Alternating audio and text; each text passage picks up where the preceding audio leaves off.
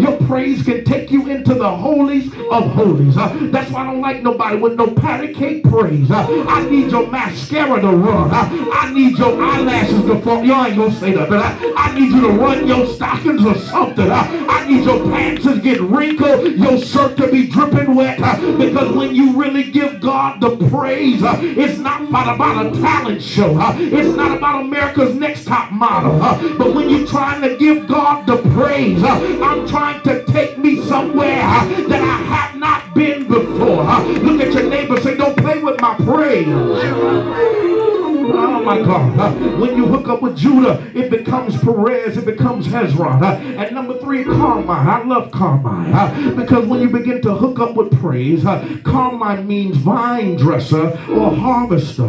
First of all, what you need to understand that there's a difference between a farmer and a vine dresser. A farmer harvests his own crops, but a vine dresser harvests that which he did not plant. I wish I had somebody right there. I said a farmer harvests his own crop, but a vine dresser harvests what he does not plant. That means when you praise God with everything you got, you're about to get somebody else's goods too. I'm not just going to get everything God had for me, but I got to get what was owed to my daddy.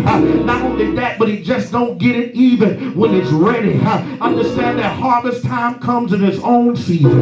You don't have to just wait for harvest time, but it's done in its own season. You need to look at your neighbor. Say, neighbor, when you hook up with Judah, you produce a Carmine. As a result of your praise, God will put you in a season of harvest. Look at your neighbor. Tell him it's my time to inherit everything that's been taken from me. That which you don't necessarily deserve.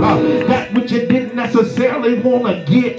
You start getting the extra stuff. I'm so glad about the 2 men that were lepers. The Bible says one of them spoke to the other. And I don't know what the names was, but the one had the anointing to produce on his life.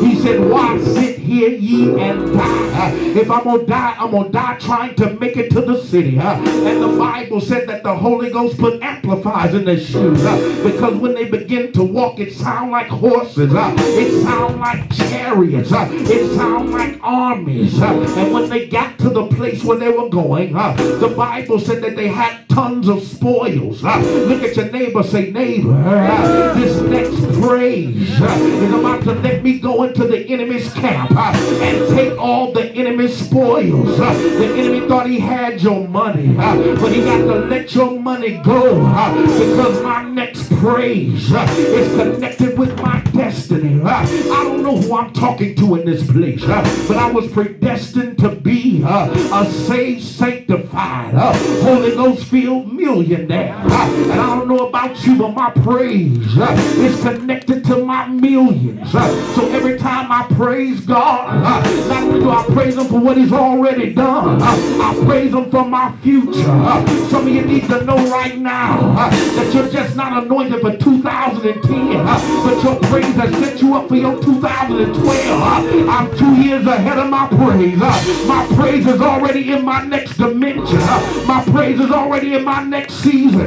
So when I begin to give God glory, no, he's shifting me into the next dimension. So where people said I will never get, it's taking them 10 years to get. God will chop down the years because of my praise. Some people it took 30 and 40 years. But look at your neighbor. Say, neighbor, because I'm a praiser, God's going to cut down the years. You wonder why you in that house and they trying to lock you in for 30 years. God will cut down the years and you'll pay that loan off in 10 years. You wonder why they tried to give you a 4-year loan, but because you a praiser, God will let you pay it off in 1 year, because I'm a praiser. Look at your neighbor. Say, I'm a praiser. That is what I do. Praise is all I do. They get mad at me because they said, why do you make people praise God like they don't got no sense? Because I've never seen a broke praiser.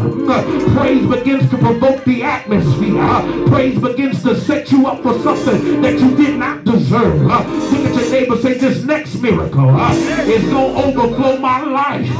This next miracle miracle is about to break the back of the enemy. I feel the spirit of Jabaz in this place.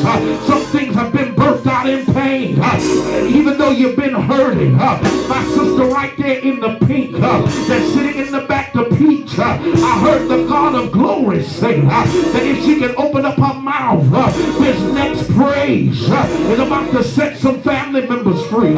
See, a lot of times when you praising God, you don't realize what you're praising God for. But you can be praising God for your future. So when you're going through hell, when the enemy's trying to kill you, my praise has already produced me a shield. My praise has already produced me a cutoff. My praise has already produced me a vine dresser. Look at your neighbor, say, neighbor, what has your praise produced?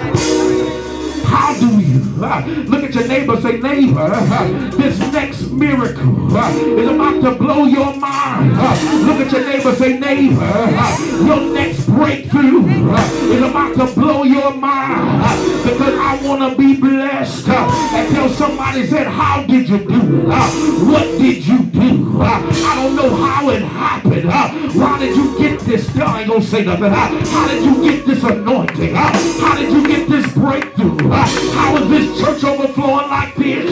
Because my praise is concentrated. My praise produces. I don't have a watered down praise, but my praise produces. And when you can praise God like you got it already, look at your neighbor, say, neighbor, I'm not praising God just to get no man. I'm not praising God just to get no house. I'm not praising God just to get no car.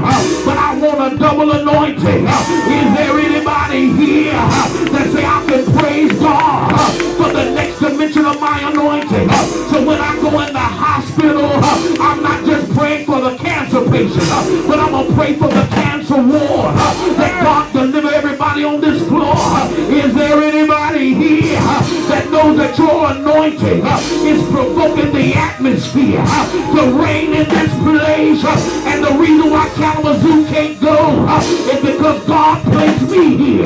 God would have been destroyed half of these jokers, but God put me here and put an anointing on my life. So that's why I praise God. It might make you mad because it's frustrating you to go to another place in God. Look at your neighbor, say, neighbor, don't get mad at my praise, but come on with me.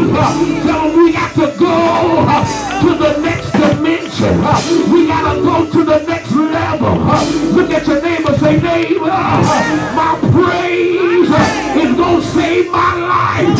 My praise is going to bring my family out. Some of you are world changers. You wonder why you went through, because God was trying to make you. Look at your neighbor, say, neighbor, after all I've been through, I still got a hallelujah. I still got a thank you, Jesus. I still got a Lord, I love you. Because when I leave, God's doing something for me. When I dance, the Bible says that when you Shabbat God, look at your neighbor, say, neighbor, there's nothing wrong with a Shabbat. The word Shabbat means a loud piercing sound. So when you Shabbat God, what the enemy begins to do, the enemy begins to have convulsions. He begins to regurgitate everything he's eaten of yours. Look at your neighbor, say, neighbor, my next praise is going to make them spit it out. My next praise is going to get my ministry back. My next praise is going to give me my joy back. Is there anybody here that got a praise in your mouth? Look at your neighbor and say, I'm about to holler for my destiny, holler for my anointing, holler for my victory. Yes!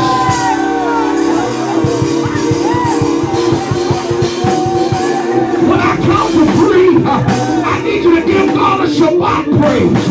Look at your neighbor, say, neighbor,